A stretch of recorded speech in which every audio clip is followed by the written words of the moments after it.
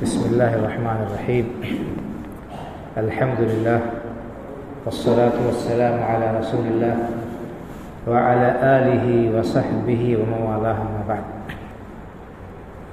عن المغيرة بن شعبة رضي الله تعالى عنه أنه قال انكسفت الشمس على عهد رسول الله صلى الله عليه وسلم يوم مات إبراهيم فقال الناس انكسفت الشمس لموت إبراهيم فقال رسول الله صلى الله عليه وسلم إن الشمس والقمر آيتان من آيات الله لا ينكسفان لموت أحد ولا لحياته فإذا رأيتموهما فادعوا الله وصلوا حتى تنكشفا.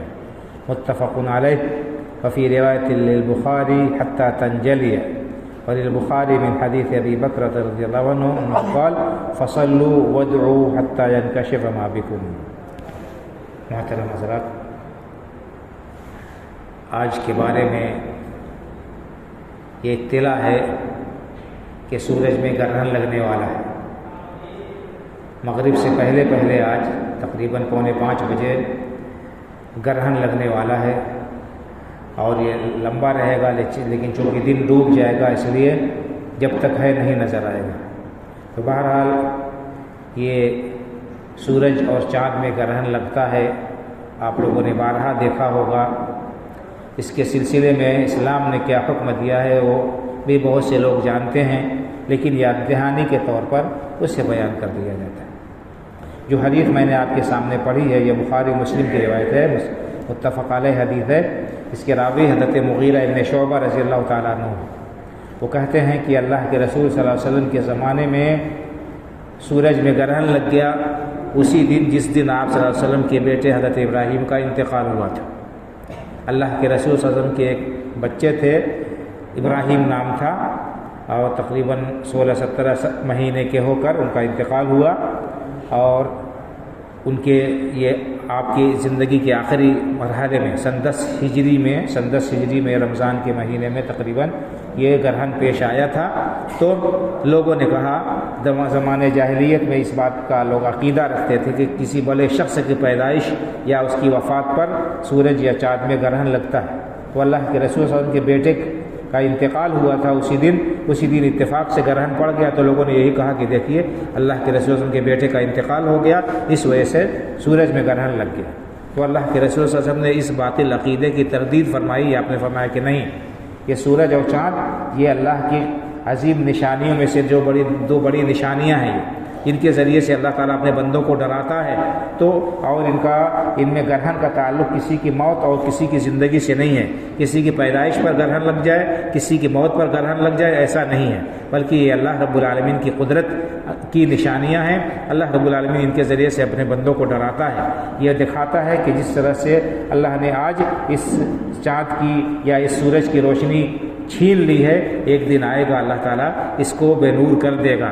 یہ چاند اور سورج بے نور ہو جائیں گے، یہ ستارے جھڑ جائیں گے، دنیا کا نظام درہم برہم ہو جائے گا، قیامت واقع ہو جائے گی. تو اس سے ڈرو.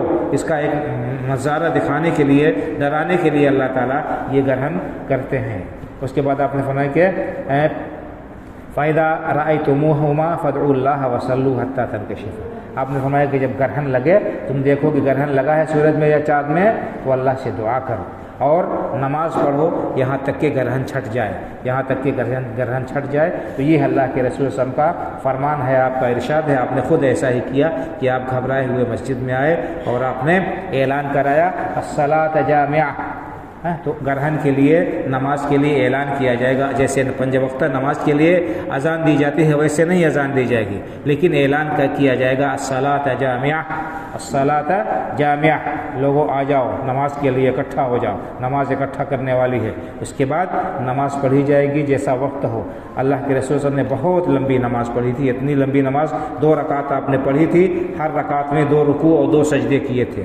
2 رکوع اور یعنی 2 سجدے. جی، اس طرح سے یہ آپ نے 2 رکعت نماز پڑھی تھی، بہت ہی لمبی نماز آپ نے پڑھی تھی، تفصیل اس کی حدیثوں کے اندر آئی ہے، یہاں وقت نہیں کہ بیان کیا جائے۔ تو بہرحال یہ مسنون ہے کہ ایسے موقع پر انسان اللہ سے ڈرے اور اپنے جو ہے آخرت کی فکر کرے اور نماز پڑھے، دعا کرے، صدقہ خیرات کرے، یہ حکم ہوا ہے۔ نماز پڑھو اور دعا کرو اور ذکر کرو، صدقہ کرو، اور ایک حدیث میں یہ ہے کہ تعوذوا من عذاب القبر، قبر کے عذاب سے اللہ کی پناہ طلب کرو۔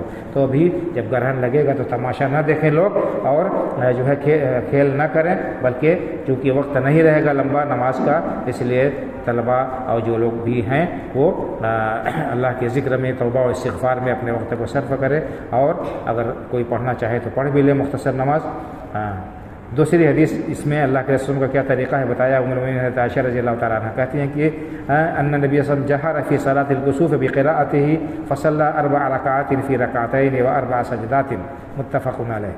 یعنی حضرت عائشہ صدیقہ ام المؤمنین رضی اللہ تعالیٰ عنہ بتاتے ہیں کہ اللہ کے رسول صلی اللہ علیہ وسلم نے گرہن کی نماز جہری پڑھی تھی، قرات آپ نے جہری کی تھی، اور آپ نے 2 رکعت میں 4 رکوع اور 4 سجدے کیے تھے، یعنی ہر رکعت میں 2 رکوع اور 2 سجدہ، تو جو 4 رکوع اور 4 سجدے ہو گئے، بالجہر قرات کی جائے گی، ایسا ہونا چاہیے۔ اسی طرح سے مسلم کی روایت میں یہ لفظ ہے کہ آپ نے جو ہے اعلان کرایا الصلاۃ جامعہ، الصلاۃ جامعہ، اس طرح سے اعلان کر کے نماز پڑھی جائے، اور وقت نہیں ہے چونکہ وقت بڑا مختصر رہے گا، تو توبہ و استغفار میں اور قرآن کی تلاوت میں، ذکر میں اپنے وقت کو ہم صرف کریں۔